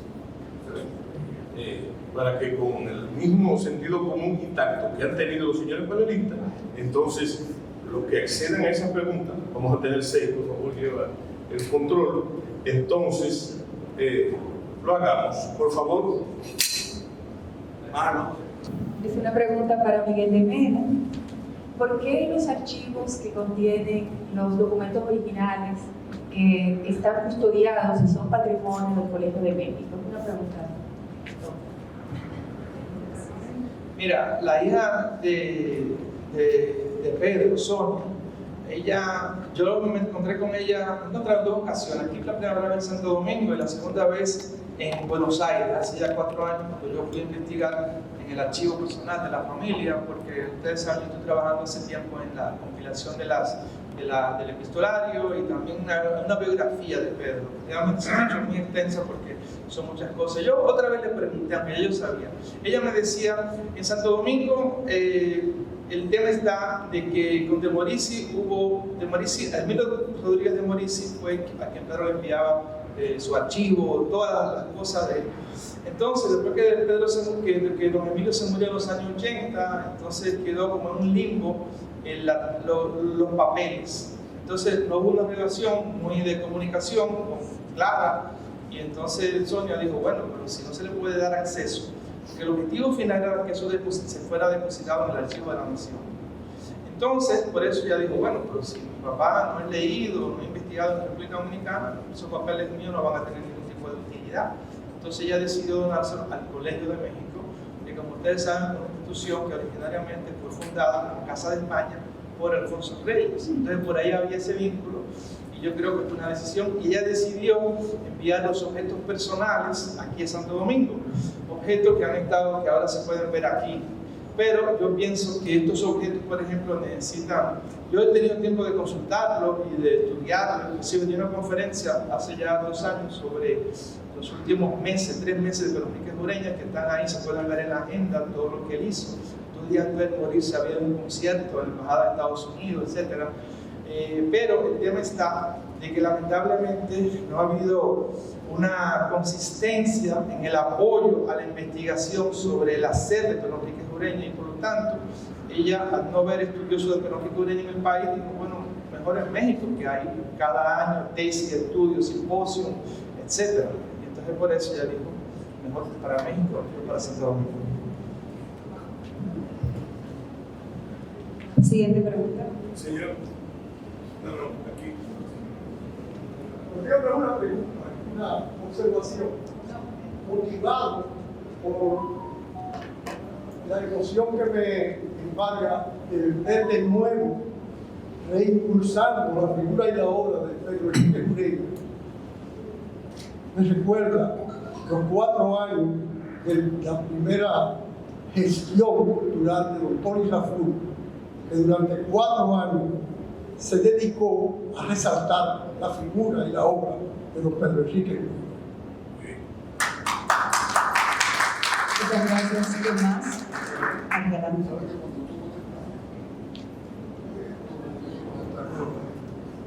Felicitar a la Biblioteca Nacional, al panel. Yo soy Alberto Enríquez, Federico Alberto Enríquez, soy familia de los Enríquez. Soy nieto de Federico Enríquez Carvajal. Miguel me conoce. Quiero aportar algo. Las cartas de los Enríquez es prácticamente ensayo, es educación. O sea, de pequeño, familia, hemos manejado las cartas, hemos conocido las cartas, y invito a todos los dominicanos a leerse las cartas de los Enríquez. Hay muchas cartas que no están todavía, no han podido ser editadas, pero hay una carta que me impresionó mucho, que es una carta de Pedro Enríquez Ureña a Federico Enríquez Carvajal, mi abuelo, donde describe el momento histórico que no ha cambiado nada en la República Dominicana. Es lo mismo que está pasando ahora mismo, ha pasado en la trayectoria dominicana. Entonces, felicito a Federico Enríquez Carvajal, que somos Enrique y Gaterobo, que somos primos. Yo soy un poquito tirado para la izquierda, porque mi papá, Francisco Alberto Enríquez Vázquez, era un izquierdista, pero se nació en Cuba. Es un historiador y nos inculcó siempre, y mi abuelo, Enriquillo Enríquez, se dedicó a mis abuelos en la historia. O sea, son cosas muy interesantes que quería aportar, y hay muchas cosas que se puede decir de Enrique comunicado que abarca mucho, es universal, incomparable para mí. Muchísimas gracias. Nos quedan 3 participaciones. Tengo una aquí al centro.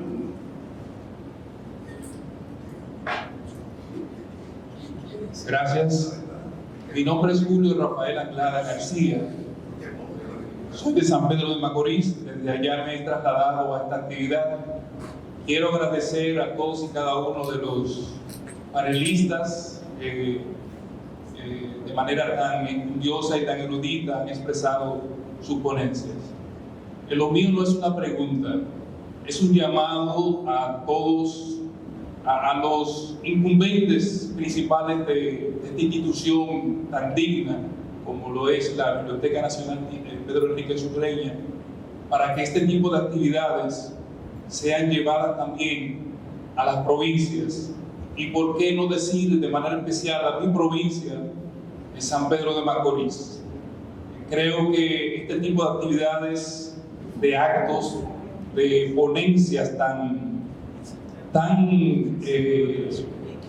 edificantes de la memoria nacional deben ser llevadas, y les invito, los motivo a los administradores a que nosotros también los provincianos podamos ser beneficiados. Quiero también referirme a que el hecho de que esté aquí esta mañana es debido también y en parte, en cierta medida, a la hora en la cual fue estipulada esta actividad. Muchas veces nosotros, los que vivimos en provincia, no podemos trasladarnos debido a la hora, al horario de la noche, que todos sabemos cómo está, y en estos tiempos pandémicos también sabemos lo restringido. Muchas gracias. Reconocer y agradecer, reconocer la exquisita labor del moderador, siempre que nos tiene acostumbrado a la excelencia. Muchas gracias a todos. ¿Qué más?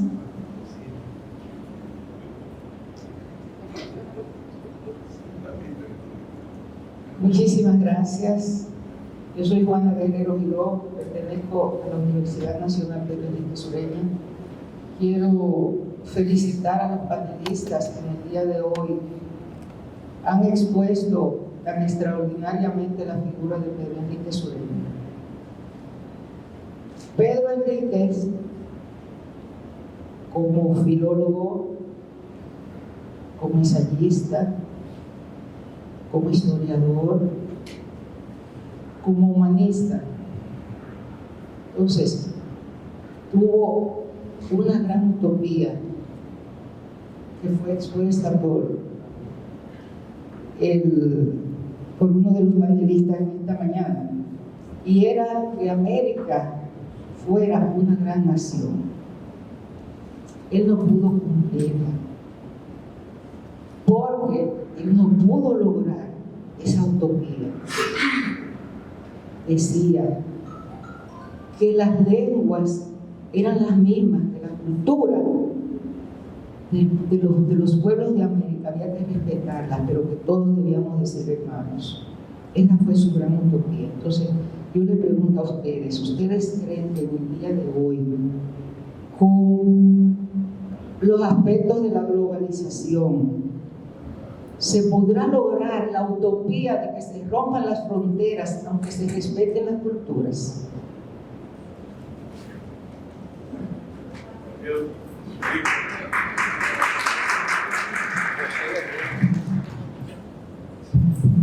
Bueno, yo quería añadir en sentido general, a mí me hubiera gustado que el aspecto pedagógico de Pedro Enríquez Ureña me hubiese tocado a mí, pero le tocó a él. Y yo creo que él tiene tanta información sobre la vida de Pedro Enríquez Ureña y sobre los textos de Pedro, de sus libros, de sus conferencias y también documentos de la familia, que él bien puede hacerlo mucho mejor que yo porque yo no conozco tantas cosas. Creo que durante el tiempo que Pedro Enrique Ureña estuvo en España, estuvo en contacto con Ramón Menéndez Pidal. Eso fue fundamental. Ramón Menéndez Pidal es quien dice a la Universidad de Harvard que Pedro Enrique Ureña es un latinista consumado. También conoció a ese gran historiador que fue don Américo Castro. Don Américo Castro, no tengo que decir nada de él, pero una biblioteca y un panel es siempre un asunto pedagógico. Creo que Pedro Enrique Ureña, pues la faceta de su persona más importante es la del maestro. Él es un gran pedagogo. Y con esas personas que él se juntó, fueron las que llegaron a decir: quien quiera enseñarnos una verdad, que no nos la diga, que nos sitúe de modo que la descubramos nosotros. Eso ya lo dijo Ortega. Porque tú tienes que poner al estudiante de modo tal que por la intimidad que tiene con el maestro, haga el esfuerzo final por picar la comida que se le ha presentado. Eso es en cuanto a la verdad. El sistema universitario, que yo creo que él ha citado también en México, porque él en el año 14 estuvo en México estudiando Derecho, en el año 17 estuvo en Minnesota, a donde alcanzó, él es el primer PhD dominicano. Y lo que yo más lamento no es lo que ha dicho ella de la cuestión de la utopía de América, que me voy a referir a eso también. Es que nosotros hemos perdido a Pedro Enrique Ureña, la disciplina intelectual de Pedro Enrique Ureña, el rigor mental. Eso lo aprovecharon los mexicanos, lo aprovecharon los argentinos. Pero todavía nosotros, aquí en nuestra vida colectiva, pues carecemos de ese rigor y de esa disciplina que pudo muy bien Pedro Enrique Ureña insuflarle a los dominicanos.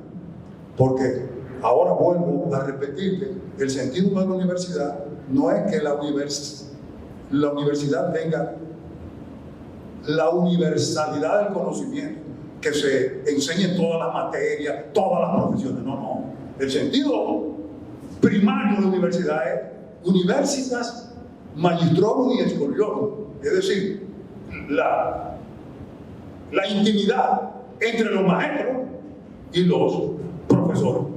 Una vez que se tiene disciplina mental, la disciplina no es solo para los estudios, o para la literatura, o para la lengua, o para pensar, como he puesto de manifiesto cuando me tocó el turno a mí, sino que además es algo que tú lo pones en todos los asuntos de tu vida diaria, con la basura, con la política, con el orden, con todo. La disciplina es fundamental.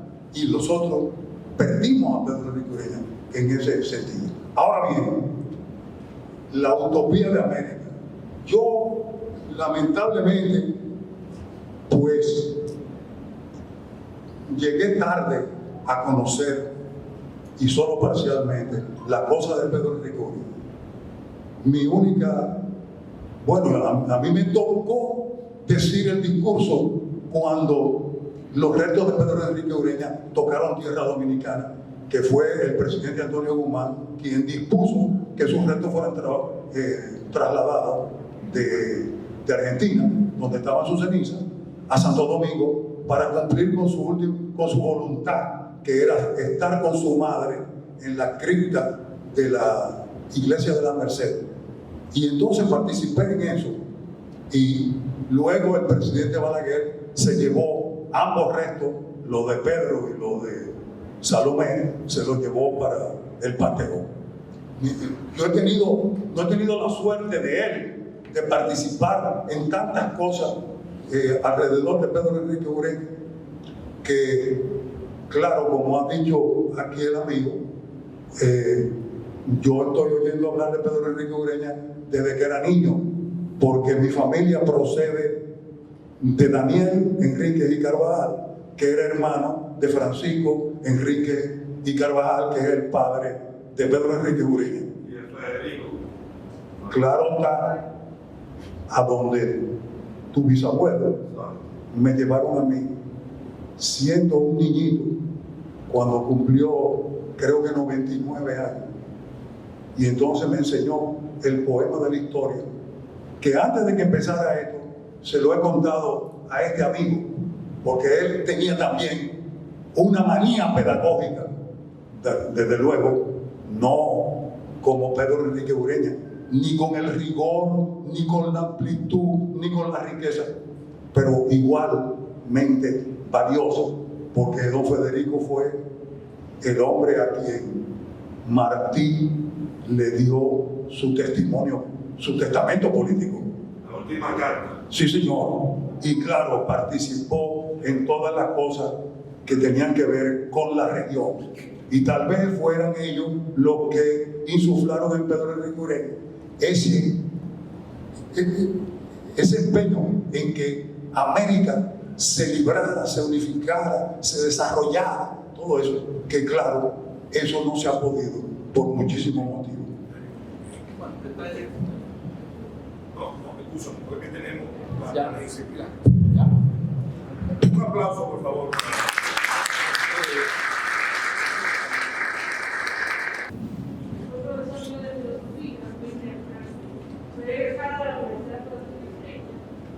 Y él me dijo que lo único que el ser humano podía hacer era la esencia del ser. La esencia del ser es lo que permite que alguien sea atemporal, sea universal y pueda ser conocido, no solamente por sus obras, no solamente por sus obras, sino por lo que es. ¿No se oye? Ah, bueno. Entonces, voy a tratar de ponerme bien. ¿Y el micrófono? El micrófono se puede llevar. Yo tendría que dar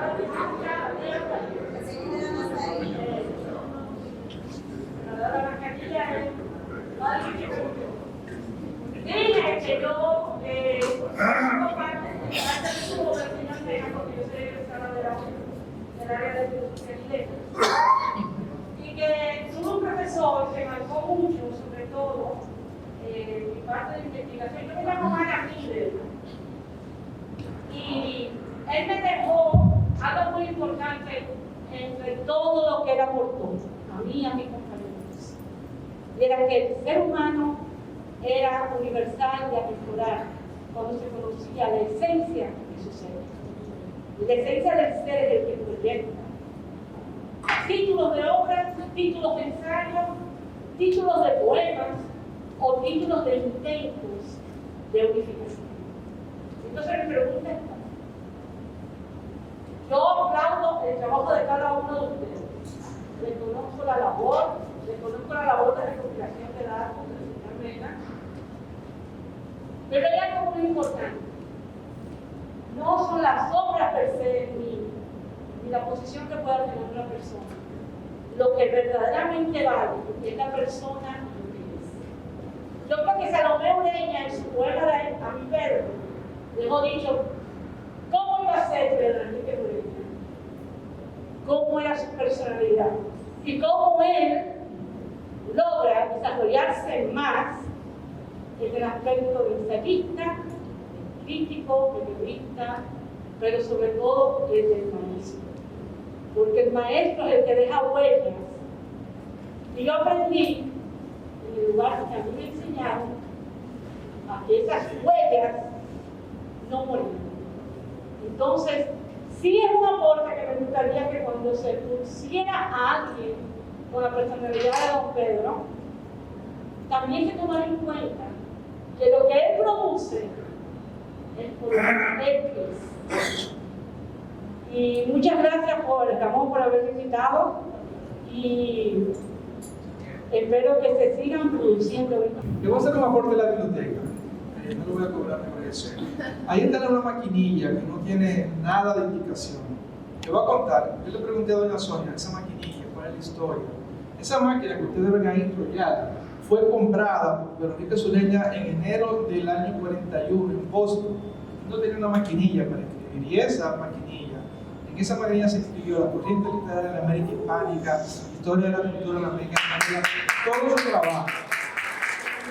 Y otro dato que quizás ustedes no sepan, de los últimos 4 meses de vida de Pedro Enrique Sureña, que está en una agenda que está ahí, es que Pedro Enrique Sureña participó en una cena de apoyo al Partido Comunista de Argentina, buscando fondos.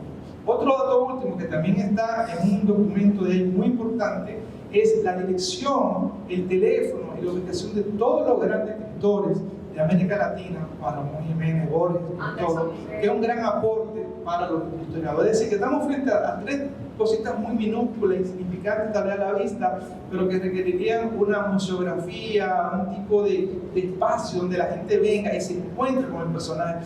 Uno de los sueños que yo tengo dentro de, bueno, quizás sueña Pilarín, es que aquí haya un espacio en la Biblioteca Nacional dedicado a Pedro Enrique Sureña permanente, y no solamente...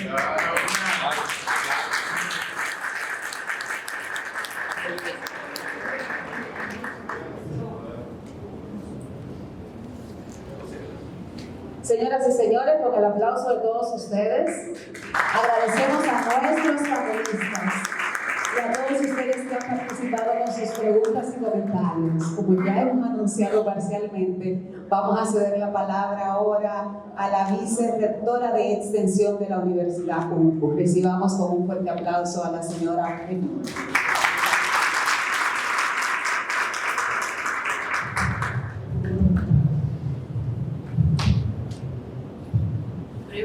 Al cierre, después de manjar, después de este tiempo exquisito que hemos pasado. Un postre. Realmente.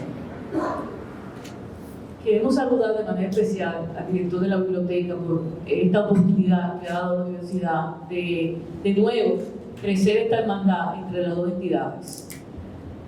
Saludamos al doctor Ramón Saba, que es gestor cultural de la biblioteca, y ha sido en contacto con nosotros y ha sido el ente motor de que este evento se realice.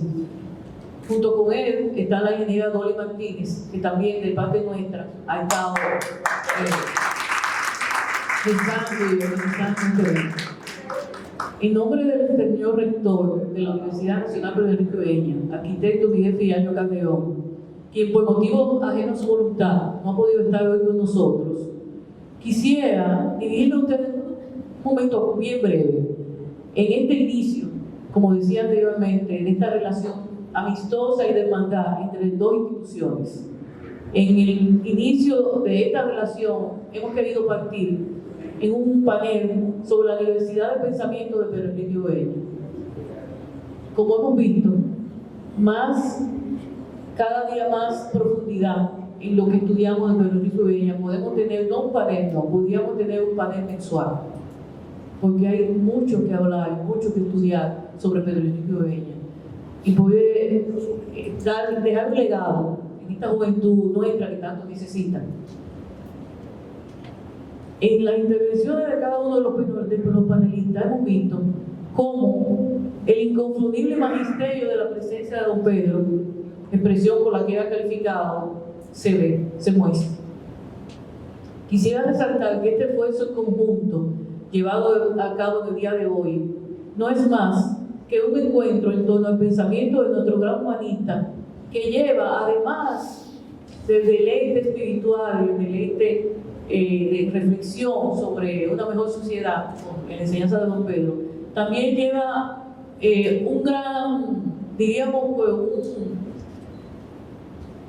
una gran ambición, sería la palabra, porque ambas instituciones esperamos que este tipo de eventos impacte de cierta forma en la sociedad dominicana. No solo que seamos el mismo grupo de siempre, que viene a las actividades culturales, que viene a las actividades que tienen que ver con el desarrollo y la parte intelectual, sino que a medida que hagamos actividades de este tipo podamos abarcar cada vez más personas de nuestra sociedad. En ese sentido, al final de esta actividad, creo que todos somos de la idea de que no basta un solo panel, sino que por la inmensidad del mismo don Pedro deberíamos tener actividades habituales, tanto en la universidad como en la biblioteca.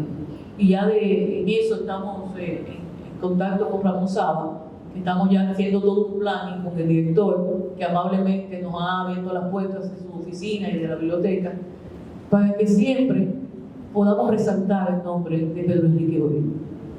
Este panel ha tocado 4 aspectos esenciales en el pensamiento de Pedro Enrique Ureña, y cada uno de ellos ha sido expuesto por reconocidas personalidades del ámbito intelectual de nuestro país, a quienes agradezco profundamente en nombre de nuestra institución.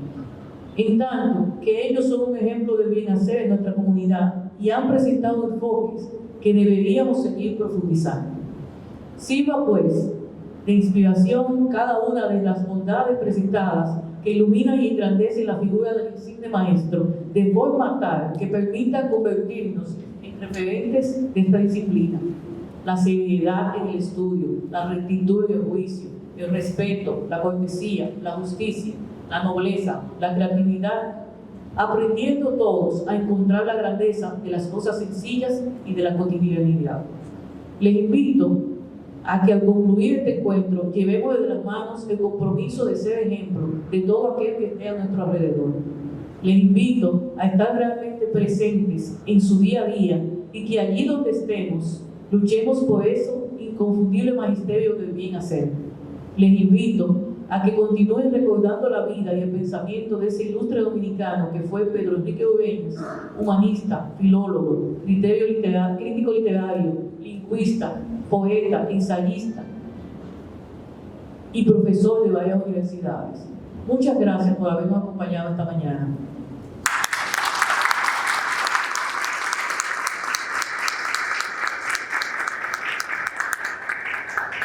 En este aplauso agradecer las palabras de la licenciada Josefina Pepín, en representación de la Universidad UNFO, quien cierra este panel. Antes de que salgamos, permítanme compartir algunas informaciones importantes.